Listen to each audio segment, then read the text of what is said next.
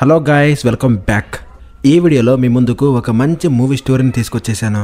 2017లో వచ్చిన adventure, horror, survival thriller అయిన the mummy. ఈ మూవీ స్టోరీ ఫెంటాస్టిక్గా ఉంటుంది. మీరు కూడా ఈ వీడియోని ఫెంటాస్టిక్గా లైక్ చేసి మన ఛానల్ని సబ్స్క్రైబ్ కూడా చేసేయండి.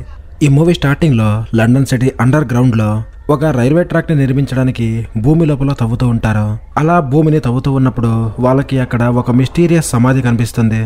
ఆ సమాధి పేరు క్రుసాడర్స్ నైట్. ఆ ప్లేస్ పేరు గోడలపై ఉండే లిపి ద్వారా వాళ్ళకి తెలుస్తుంది. అలా అండర్ గ్రౌండ్ లో ఒక శ్మశానం దొరికింది అనే విషయం లండన్ లో చాలా వేగంగా పాకిపోతుంది. తర్వాత ఆ ప్లేస్ కి ఒక ఆఫీసర్ వస్తాడు. అతని పేరు డాక్టర్ హెన్రీ. హెన్రీ ఆ శ్మశానం గోడలపై ఉన్న చిత్రాలని చూసి ఇది ఈజిప్ట్ లోని ఒక ప్రాచీన కాలం నాటి శ్మశానం అని చెప్పి ఇన్వెస్టిగేషన్ కోసం ఆ ప్లేస్ ని పూర్తిగా తన కంట్రోల్లోకి తీసుకుంటాడు. తర్వాత సీన్ 11వ శతాబ్దానికి షిఫ్ట్ అవుతుంది. అమానెట్ అనే ఒక రాజకుమార్తెను చూపిస్తారు. ఆమ్నెట్ చాలా అందంగా ఉంటుంది, అలాగే చాలా బ్రేవ్ లేడీ కూడా. ఆమ్నెట్ తండ్రి అయిన రాజుకు ఆమ్నెట్ తప్ప వేరే పిల్లలు లేరు, కాబట్టి ఆమ్నెట్ ని ఈజిప్ట్ కి కాబోయే రాణిగా చేయాలి అనుకుంటాడు. అయితే ఆమ్నెట్ ఫాదర్ కొద్ది రోజుల తర్వాత ఇంకో పెళ్లి చేసుకుంటాడు.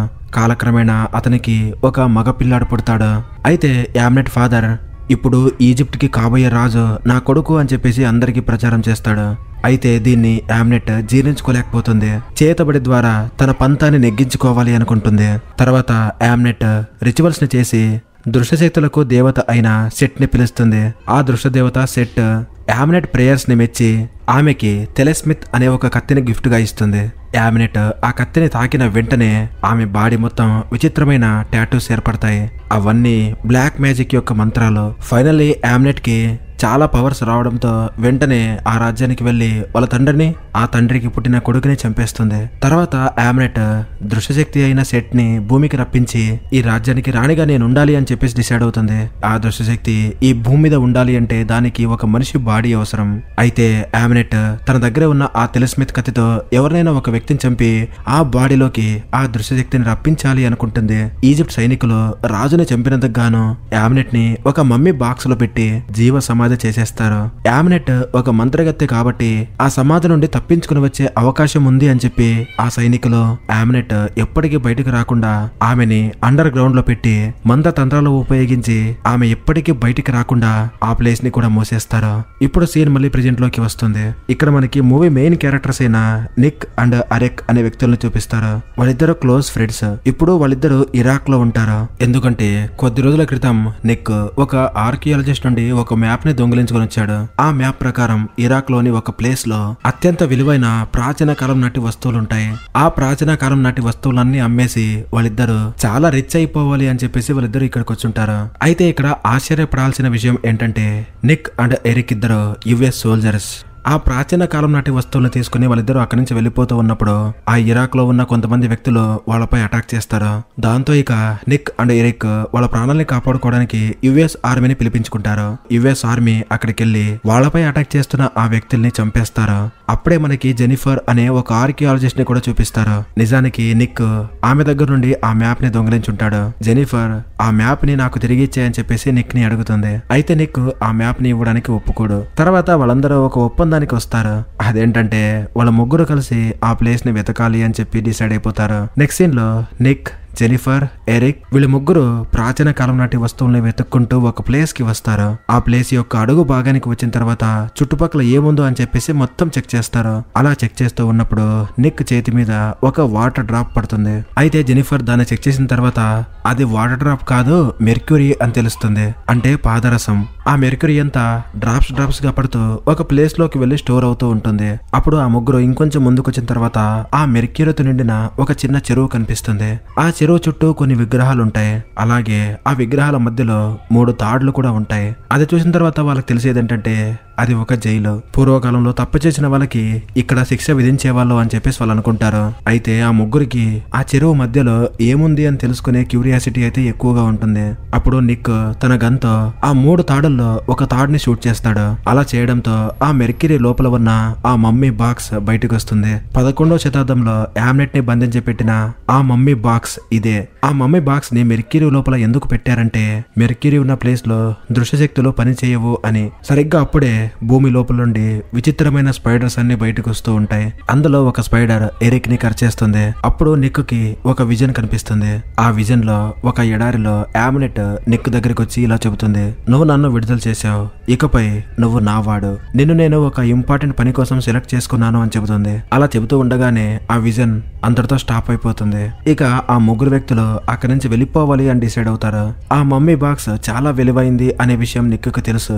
అందువల్లే దాన్ని తనతో పాటే తీసుకెళ్తాడు. మరోవైపు స్పైడర్ కరవడంతో ఎరిక్ స్పృహ కోల్పోయి ఉంటాడు. అప్పుడు యామ్నెట్ ఆత్మ ఎరిక్ బాడీలోకి ఎంటర్ అయ్యి ఏరోప్లేన్ లో ఉండే అందరినీ చంపుతూ వస్తూ ఉంటుంది. దాన్ని చూసి నిక్ తన క్లోజ్ ఫ్రెండ్ అయిన ఎరిక్ ని గన్ తో షూట్ చేసి చంపేస్తాడు. అలా చేయడంతో ఎరిక్ బాడీలో ఉన్న యామ్నెట్ ఆత్మకి కూడా నొప్పి కలుగుతుంది. అయితే వాళ్ళు వెళ్తున్న ఆ ఏరోప్లేన్ మీద చాలా కాకులు వచ్చి అటాక్ చేస్తాయి. దాంతో వాళ్ళ ఏరోప్లేన్ క్రాష్ అవ్వడానికి రెడీగా ఉంటుంది. అప్పుడు నిక్ ఆ ఏరోప్లేన్ లో ఉన్న ఒకే ఒక్క ఎయిర్ బ్యాగ్ ని జెనిఫర్ కి ఇచ్చి ఆమెని బయటికి పంపించేస్తాడు. అలా జెనిఫర్ బ్రతికి బయటపడితే నిక్ మాత్రం ఆ ఏరోప్లేన్ క్రాష్ అవ్వడంతో చనిపోతాడు. నెక్స్ట్ సీన్ లో ఫ్లైట్ యాక్సిడెంట్ లో చనిపోయిన వాళ్ళందరి శవాలు ఆ మార్గ్ లో పెట్టుంటారు. అయితే చనిపోయాడు అనుకున్న నిక్ పైకి లేస్తాడు. అతని బాడీపై ఒక్క స్క్రాచ్ కూడా ఉండదు. అతను ప్రాణాలతో ఎలా బయటపడ్డాడో అనే విషయం అతనికి కూడా తెలియదు. తర్వాత జెనిఫర్ అండ్ నిక్ ఇద్దరు ఒక రెస్టారెంట్ లో కూర్చొని మాట్లాడుకుంటూ ఉంటారు. అప్పుడు జెనిఫర్ నిక్ ని, అంత పెద్ద యాక్సిడెంట్ అయినా కూడా నువ్వు ఎలా బ్రతికి బయటపడ్డావు, అది కూడా నీ బాడీ మీద ఒక స్క్రాచ్ కూడా లేదు, ఇది ఎలా సాధ్యమని అడుగుతుంది. అయితే ఆ విషయం నిక్ కూడా తెలియదు. దాంతో అతను ఎటువంటి సమాధానం చెప్పలేకపోతాడు. తర్వాత నిక్ వాష్రూమ్ కి వెళ్ళినప్పుడు అక్కడ ఎరిక్ ఆత్మ ప్రత్యక్షమయ్యి, నువ్వు ప్రాణాలతో బ్రతికి బయటపడడానికి కారణం యామ్నెట్ నిన్ను ఒక ఇంపార్టెంట్ పని కోసం చూస్ చేసుకుంది. ఇంకో కొద్దిసేపట్లో నిన్ను యామ్నెట్ దృశ్యశక్తుల దేవత అయిన సెట్ ఇచ్చిన అమెస్మెత్ కత్తితో చంపబోతుంది. అప్పుడు దుష్టశక్తుల దేవత అయిన సెట్ నీ బాడీలోకి ఎంటర్ అవుతుంది అని చెబుతాడు. ఇదంతా విన్న తర్వాత నిక్ కోపగించుకుని బయటకు వచ్చేస్తాడు. అలా చూస్తూ ఉండగానే అక్కడ చాలా ఎలుకలు, ఒక విచిత్రమైన క్రియేచర్ అతనిపై అటాక్ చేయడానికి వస్తాయి. ఆ ఎలుకలన్నీ అతన్ని పీక్కుని తింటూ ఉంటాయి. అయితే కొద్దిసేపటి తర్వాత మనకు తెలిసేది ఏంటంటే అదంతా అతనికి వచ్చిన ఒక విజన్ మాత్రమే. స్పృహ కోల్పోయి పడిపోయిన నిక్ ని జెనిఫర్ వచ్చి నిద్రలేపుతుంది. అప్పుడు నిక్ జెనిఫర్ కి అన్ని విషయాలు చెబుతాడు. అయితే జెనిఫర్ అతని మాటల్ని నమ్మదు. అప్పుడు నిక్ ఫ్లైట్ యాక్సిడెంట్ అయిన ప్లేస్ కి మనం వెళ్ళాలి, అక్కడ యామ్నెట్ యొక్క మమ్మీ బాక్స్ ఉంది, ఆ మమ్మీ బాక్స్ నాకు కావాలి అని చెప్పి ఒక పోలీస్ కార్ని దొంగిలించి ఫ్లైట్ యాక్సిడెంట్ అయిన ప్లేస్ కి వెళ్తారు. అయితే ఇటువైపు యామ్నెట్ ఆ మమ్మీ బాక్స్ నుండి బయటకు వచ్చేసి చుట్టుపక్కల ఉండే జనాలందరినీ విచ్చలవిడిగా చంపుతూ వాళ్ళ రక్తాన్ని తాగుతూ తన బాడీని రికవర్ చేసుకుంటూ ఉంటుంది. జెనిఫర్ అండ్ నిక్ ఇద్దరు ఆ ప్లేస్ కి వస్తూ ఉన్నప్పుడు అక్కడ జాంబీస్ లాగా కనిపించే కొంతమంది వ్యక్తులు నిక్ ని లాక్కొచ్చి యామ్నెట్ దగ్గరికి తీసుకెళ్లిపోతారు. యామ్నెట్ అక్కడ ఉండే మనుషుల్ని తన మంత్రశక్తుల ద్వారా జాంబీస్ గా మార్చేసి ఉంటుంది. ఇక యామ్నెట్ తలస్మెత్ కత్తితో అతన్ని చంపాలి అనుకుంటున్నప్పుడు ఆ కత్తికి రూబీ స్టోన్ లేదు అనే విషయం ఆమెకు తెలుస్తుంది. అయితే ఆ కత్తి మీద రూబీ స్టోన్ లేకుండా ఆమె నిక్ ని చంపితే ఆ దృష్టదేవత సెట్ ఎప్పటికీ భూమికి రాదు. అదే టైంలో అక్కడికి జెనిఫర్ వస్తుంది. జెనిఫర్ ని చూసిన యామ్నెట్ వెంటనే ఆమెని చంపడానికి వెళ్తుంది. అప్పుడు నిక్ అక్కడ ఉండే జాంబీస్ ని కొట్టి వెంటనే యామ్నెట్ దగ్గరికి వెళ్లి తన దగ్గర ఉండే ఆ కత్తితోనే యామ్నెట్ ని పొడిచి జెనిఫర్ ని తీసుకుని అక్కడి నుంచి బయటకు వచ్చేస్తాడు. నిక్ అండ్ జెనిఫర్ ఇద్దరు ఒక వ్యాన్ లో తప్పించుకుని వెళ్తూ ఉన్నప్పుడు యామ్నెట్ తన మంత్రశక్తితో డైరెక్ట్ గా ఆ వ్యాన్ లోకి ఎంటర్ అవుతుంది. ఇక ఫైనలీ యామ్నెట్ నిక్ ని లాక్కుని వెళ్లిపోతూ ఉన్నప్పుడు అక్కడికి డాక్టర్ హెన్రీ మనుషులు వచ్చి యామ్నెట్ ని బంధించి నిక్ అండ్ జెనిఫర్ ప్రాణాలని కాపాడతారు. ఇక్కడ మనకి ఇంకొక విషయం కూడా తెలుస్తుంది. జెనిఫర్ ఇప్పటి వరకు హెన్రీ కోసమే వర్క్ చేస్తుంది. డాక్టర్ హెన్రీ యామ్నెట్ ని బంధించి ఆమె చుట్టూ మెర్క్యూరీని వేస్తూ ఉంటాడు. ఎందుకంటే మెర్క్యూరీ ఉన్న ప్లేస్ లో దృశ్యశక్తులు పని చేయవు. అప్పుడు యామ్నెట్ నిక్ తో కొద్దిసేపటి తర్వాత నీ బాడీలోకి దుష్టశక్తుల దేవత అయిన సెట్ ప్రవేశిస్తుంది. అప్పుడు నువ్వు ప్రపంచంలోనే అత్యంత శక్తివంతమైన మనిషిగా మారిపోతావు. నేను నీ రాణిగా మారిపోయి ఈ భూమి మీద ఉంటాను అని చెప్పినప్పుడు అక్కడికి ఒక స్పైడర్ వచ్చి హెన్రీ మనిషిని కర్చేస్తుంది. దాంతో అవుట్ ఆఫ్ కంట్రోల్ అయిపోయిన ఆ వ్యక్తి యామ్నెట్ మీద మెర్క్యూరీని పోస్తున్న ఆ మిషన్ ని బ్లాస్ట్ చేసేస్తాడు. అప్పుడు యామ్నెట్ కి మళ్ళీ తన శక్తులు తిరిగి వచ్చి అక్కడ ఉండే మనుషులందరినీ చంపేస్తూ ఉంటుంది. నిక్ అండ్ జెనిఫర్ ఇద్దరు అక్కడి నుంచి తప్పించుకుని వెళ్ళిపోతూ ఉంటారు. అప్పుడు నిక్ జెనిఫర్ తో మనం ఆ యామ్నెట్ ని ఆపాలి అంటే ఆ రూబీ స్టోన్ ని ధ్వంసం చేయాలి. ఇప్పుడు ఆ స్టోన్ క్రుసాడర్స్ నైట్ అనే ఒక శ్మశానంలో ఉంది అని చెబుతాడు. ఇటువైపు యామ్నెట్ లండన్ సిటీని ధ్వంసం చేస్తూ ఉంటుంది. నిక్ అండ్ జెనిఫర్ ఇద్దరు వాళ్ళ ప్రాణాలని కాపాడుకోవడానికి లండన్ సిటీ యొక్క అండర్ గ్రౌండ్ లో ఉన్న రైల్వే స్టేషన్ కి వస్తారు. ఈ మూవీ స్టార్టింగ్ లో క్రుసాడర్స్ నైట్ అనే ఒక శ్మశానాన్ని చూపించారు చూశారు కదా, అదే ప్లేస్ కి వీళ్ళు వచ్చుంటారు. ఇక నిక్ అండ్ జెనిఫర్ ఇద్దరు ఆ రూబీ స్టోన్ ని నాశనం చేయడానికి ముందే ఆమ్నెట్ ఆ శ్మశానానికి వెళ్లి అక్కడ ఉండే అన్ని డెడ్ బాడీస్ ని మళ్ళీ నిద్ర లేపుతుంది. తర్వాత ఆమ్నెట్ అక్కడ ఉండే ఆ రూబీ స్టోన్ ని తన టెలిస్మిత్ కత్తికి పెట్టుకుని నిక్ ని చంపాలి అని డిసైడ్ అయిపోతుంది.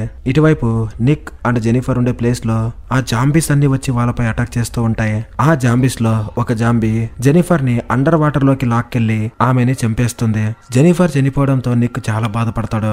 అదే టైంలో అక్కడికి ఆమ్నెట్ వచ్చి నిక్ ని చంపడానికి రెడీ అవుతుంది. అయితే నిక్ మాటిమాటికి ఆమె చేతుల నుండి తప్పించుకుంటూ ఉంటాడు. అప్పుడు ఆమ్నెట్ నిక్ తో, ఒక్కసారి నువ్వు ఈ కత్తితో పొడిపించుకుంటే నీలాంటి శక్తివంతమైన వ్యక్తి ఈ ప్రపంచంలో ఇక ఎవ్వరూ ఉండరు. అప్పుడు నేను రాణిగా మారి నీ పక్కనే ఉంటాను అని చెబుతూ ఉన్నప్పుడు ఆమె మాటల మత్తులో పడిపోయిన నిక్ ఆ కత్తి తీసుకుని తనను తాను పొడిచేసుకుంటాడు. అలా చేయడంతో దృష్ట దేవత అయిన సెట్ శక్తులన్నీ నిక్ బాడీలోకి ఎంటర్ అయిపోతాయి. ఆ దృష్ట శక్తులన్నీ తన బాడీలోకి వస్తున్నా కూడా నేను చేసేది తప్పు అని చెప్పేసి నిక్ కి అనిపిస్తూ ఉంటుంది. దాంతో అతను ఆమ్నెట్ ని చంపి ఆమె శక్తులన్నీ లాగేసుకుంటాడు. ఇక అదే శక్తితో జెనిఫర్ ని కూడా బ్రతికించి నేను ఇక్కడ ఉంటే ఎవరినైనా ఏమైనా చెయ్యొచ్చు అని చెప్పి అక్కడి నుంచి పారిపోతాడు. ఇక జెనిఫర్ ప్రాణాలతో పైకి లేచిన తర్వాత తన చుట్టుపక్కల నిక్ ఎక్కడా కనిపించడు. ఇక నెక్స్ట్ సీన్ లో జెనిఫర్ హెన్రీ ఆఫీస్ లో ఉంటుంది. హెన్రీ ఆమ్నెట్ బాడీని మెర్క్యూరీతో పాటు ప్రిజర్వ్ చేస్తాడు. ఇక ఈ మూవీ ఎండింగ్ లో నిక్ ఎడారిలో ఎక్కడికో వెళ్తూ ఉంటాడు. ఇంతటితోనే ఈ మూవీ స్టోరీ ఎండ్ అయిపోతుంది. Thank you for watching.